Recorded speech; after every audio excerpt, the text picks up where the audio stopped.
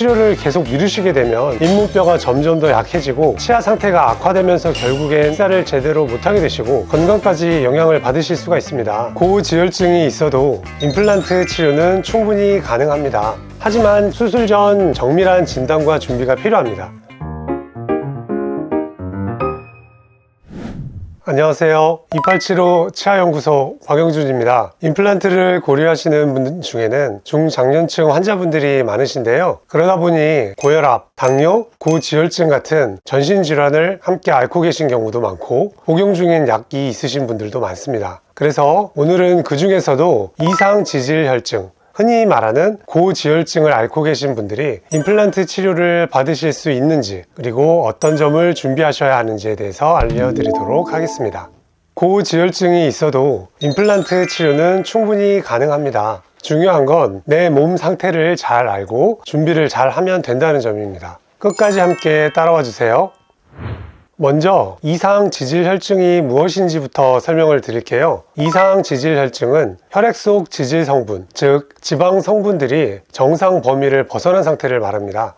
많은 분들이 고지혈증이라는 말을 더 익숙하게 들으셨을 거예요. 실제로 고지혈증은 이상지질혈증의 하위 개념으로 혈중 지질 수치가 높아진 상태를 일컫습니다. 의료적으로는 이상지질혈증이 더 넓은 범위를 포함하는 정확한 용어입니다. 이런 상태가 오래 지속되면 혈관이 좁아지거나 막히는 죽상동맥 경화증이 생기기 쉬워지고 결과적으로 심근경색이나 뇌졸중 같은 심혈관 질환의 위험이 높아집니다. 그래서 많은 분들이 약물 치료와 식이요법을 병행하면서 꾸준히 관리하고 계시죠. 이상지질혈증이 임플란트와 무슨 관련이 있을까 궁금하실 수 있는데요. 사실 혈액 속 지질 대사가 원활하지 않으면 미세혈류, 면역반응, 뼈의 재생 능력에도 영향을 줄 수가 있습니다. 특히 잇몸뼈는 혈류에 민감하기 때문에 이러한 부분까지 고려해 치료 계획을 세우는 것이 중요합니다.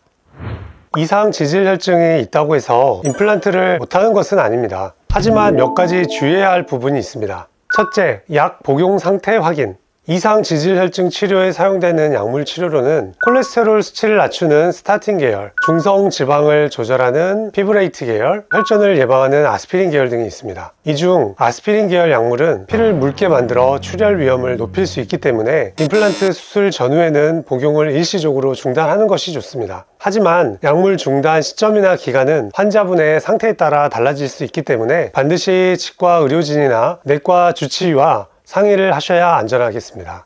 둘째, 뼈 상태 체크. 이상지질혈증이 있는 분들 중 일부는 잇몸뼈가 약해지거나 염증 반응이 길어지는 경우가 있습니다. 이럴 땐 CT 촬영을 통해 정확하게 상태를 확인하고 뼈 이식이 필요할 수도 있습니다. 셋째, 수술 전 컨디션 조절. 이상지질혈증은 고혈압, 당뇨 등 다른 만성 질환과 함께 있는 경우가 많습니다. 공복 혈당이나 혈압이 높으신 분들은 수술 중 출혈이 늘거나 회복이 더딜 수가 있기 때문에 수술 전 건강검진 결과와 복용약 정보를 미리 준비하시는 게 좋습니다.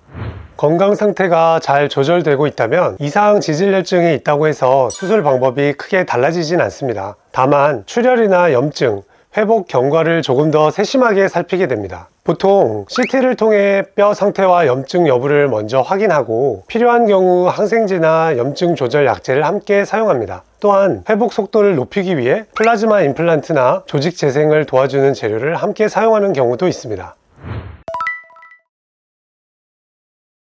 이상지질혈증 약은 대부분 수술에 큰 영향을 주진 않지만 아스피린 계열처럼 피를 묽게 만드는 약은 수술 전후 출혈 위험을 높일 수가 있어 주의가 필요합니다. 복용 여부는 환자 상태에 따라 달라질 수 있기 때문에 반드시 의료진과 상의하셔야 합니다.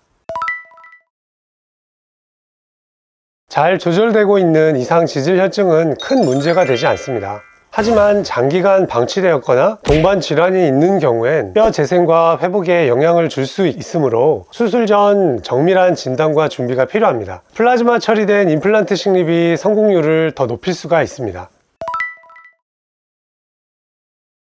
수술 전 건강 상태 평가가 필수입니다. 약물 복용 여부, 전신 컨디션, 그리고 감염이나 출혈 위험을 고려해 수술 전후 관리가 조금 더 세심하게 이루어져야 합니다. 환자 상태에 따라 가능합니다. 염증이 심하지 않고 전신 상태가 안정되어 있다면 즉시 식립이 가능하지만 중증의 상태인 경우, 감염 위험이 높거나 뼈 상태가 좋지 않은 경우에는 회복 기간을 둔 후 진행하는 것이 조금 더 안전합니다.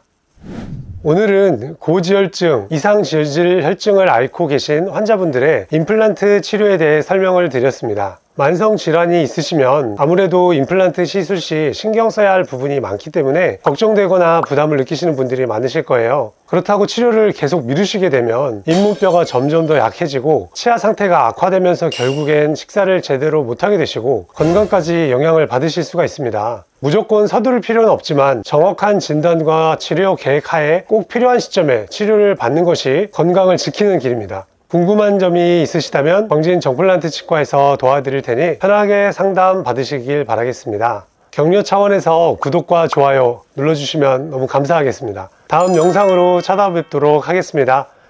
감사합니다.